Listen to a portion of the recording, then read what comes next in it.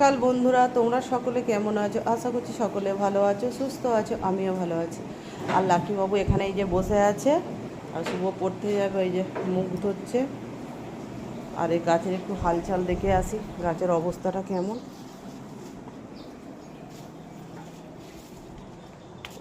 এই যে এখানে একটা গাছ কালকে বসানো হয়েছে, এই দেখুন কিছু কিছু করে প্রায় আমার ছোট্ট বাগানটা প্রায় একটু বড়ই হয়েছে। তাই সকালবেলা ফুল ফুটুক আর নাই ফুটুক, এই গাছগুলো দেখে এমনি মনটা ভালো হয়ে যায়, সেই জন্য ভাবলাম দেখে আসি। আর এই যে একটা কুঁড়ি ফুল ফুটবে কালকে।